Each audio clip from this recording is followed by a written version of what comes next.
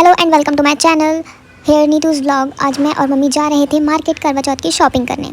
मैं और मम्मी जैसे ही मार्केट में पहुंचते हैं, मम्मी सबसे पहले नेल पेंट सेलेक्ट करना स्टार्ट करते हैं, पर मम्मी को कुछ खास पसंद नहीं आता है। फिर मैं और मम्मी बाकी की शॉप्स विज़िट करने के लिए आगे बढ़ जाते हैं। मुझे भी कुछ खास पसंद नहीं आ रहा था इस मार्केट में, पर मम्मी ने कहा कि मम्मी को अपनी सारी चीज़ें यहीं से लेना पसंद है। तो मैंने कहा चलो ठीक है, आप पसंद करो, मैं देखती हूँ, अगर मुझे कुछ पसंद आता है तो मैं भी बताती हूँ आपको।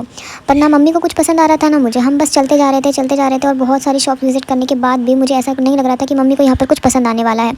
मम्मी भी कंफ्यूज थी और मैं भी। हमने बहुत सारी साड़ियों की दुकान पे भी जाके देखा, ना मम्मी को कोई साड़ी पसंद आई, ना चूड़ियाँ पसंद आई, ना नेल पेंट, नथिंग। अब मुझे समझ नहीं आ रहा था कि हम यहाँ पे घूम क्यों रहे हैं। बस मम्मी बोल रही थी चलते रहो चलते रहो चलते रहो, तो मैं भी बस मम्मी के पीछे पीछे चल रही थी। आपको यहाँ पे कुछ भी पसंद आने वाला है, पर मम्मी कहाँ मानने वाली थी। मम्मी ने बोला नहीं, हम यहीं से कुछ ना कुछ सामान लेंगे। वैसे मुझे तो ऐसे मार्केट में घूमना बहुत पसंद है। आप सब लोग भी मुझे कमेंट में ज़रूर बताना कि आप में से किस किस को मार्केट में घूमना पसंद है। मैं और मम्मी जब घूम रहे थे, मुझे तो कुछ ज़्यादा इंटरेस्ट नहीं होता सामान में, बस मुझे ऐसा चीज़ें देखने में, डिफरेंट डिफरेंट वैराइटीज़ मतलब एक्सप्लोर करने में बहुत ज़्यादा अच्छा लगता है। आपको सबको भी अच्छा लगता होगा। मुझे तो काफ़ी ज़्यादा पसंद है ऐसी चीज़ों को एक्सप्लोर करना। और जब ऐसे मार्केट में घूम रहे हों और ऐसा कोई जान पहचान वाला मिल जाए और जब उससे मुँह छुपाना पड़े, तो बहुत ही ऑकवर्ड वाली फीलिंग आती है। जैसे मुझे कभी भी ऐसे किसी से मिलना पसंद नहीं है। जब ऐसे कोई देख लेता है और सामने से आ रहा होता है, मैं तो बिल्कुल बोल देती हूँ मैं नहीं जानती आप कौन हो। आप में से और भी बहुत लोग होंगे जो ऐसे करते होंगे। मुझे तो बिल्कुल भी नहीं पसंद ऐसे कोई मेरे जान पहचान वाला मार्केट में मिल जाए और फिर मैं उससे बातें करूँ। मैंने जैसा ही ऐसा बोला कि कोई ना मिल जाए, तभी मुझे अपनी गली की एक आंटी मिल जाती है। तभी मैं मम्मी से कहती हूँ मम्मी अब हमें दूसरी गली चलना चाहिए। मैं बिल्कुल नहीं चाहती हम इन आंटी से मिलें और ये हमारे यहाँ पे आधे से ज़्यादा घंटा वेस्ट हो जाए। फिर मैं जैसे जैसे मम्मी को मना की दूसरी गली से ले आती हूँ। फिर हम ऑलमोस्ट मार्केट से बाहर आने ही वाले थे, तो मैंने मम्मी से कहा मम्मी आप कुछ तो ले लो, हम मार्केट के बाहर आने वाले हैं। तब भी मम्मी ने कहा नहीं, हम एंड में जो शॉप है उससे कुछ ना कुछ देख लेंगे, पर मुझे अभी कुछ नहीं लेना।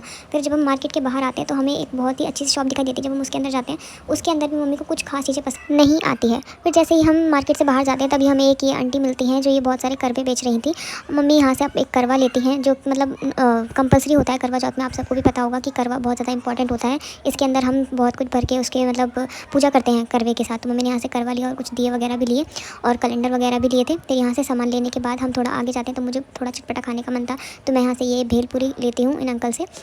भेलपूरी लेने के बाद मम्मी ने कहा कि अब हमें कुछ मेहंदी की कीप वगैरह लेनी है। मुझे अब ऐसा लग रहा था कि मम्मी पहले ना सारी दुकानें ना देखना चाह रही थी एक बार कि कौन सी चीज़ कहाँ मिल रही है, किस दुकान के क्या रेट है। मम्मी सब कुछ ये जानना चाह रही थी पहले। अब मैं मम्मी की स्ट्रेटेजी बिल्कुल अच्छे तरीके से समझ चुकी थी। अब मम्मी ने ऑलमोस्ट सारी दुकानें देख ली थी। अब मुझे लग रहा था कि अब मम्मी पक्का कुछ ना कुछ खरीदने वाली हैं। फिर जैसे ही मुझे ऐसा लगता है कि मम्मी कुछ ना कुछ खरीदने वाली है, तब मम्मी कहती हैं कि अब मुझे इस मार्केट में कुछ ज़्यादा पसंद नहीं आ रहा है, अब यहाँ से हमें चलना चाहिए। मैंने कहा मम्मी फिर हम यहाँ आए क्यों थे। मम्मी ने कहा हम बस ऐसे ही देख रही थी, अब मुझे कुछ पसंद नहीं आया तो मैं क्या करूँ।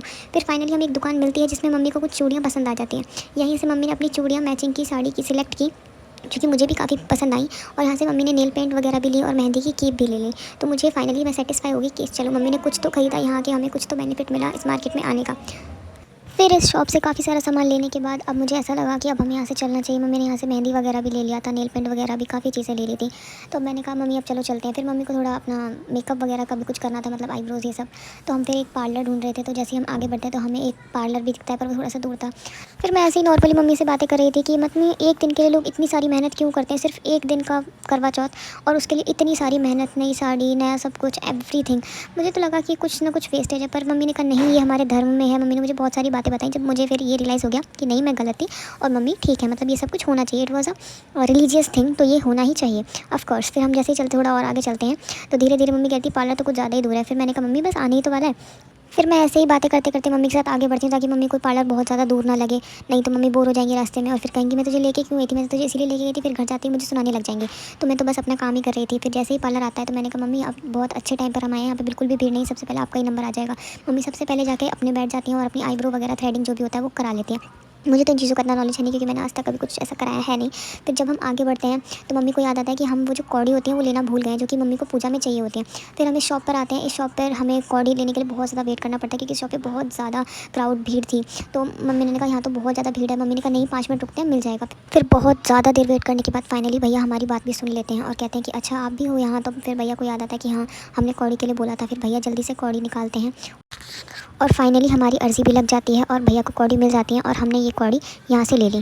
फिर हम जैसे ही शॉप से निकलते हैं आगे चलते चलते, मैंने कहा मम्मी आज तो हम बहुत ज़्यादा ही थक गए हैं और फिर घर जाके भी हमें काम करना पड़ेगा, मतलब नेक्स्ट डे करवा चौथ है, तो आप लोग समझ ही सकते हैं कितना ज़्यादा काम है। That's all for today, thanks for watching.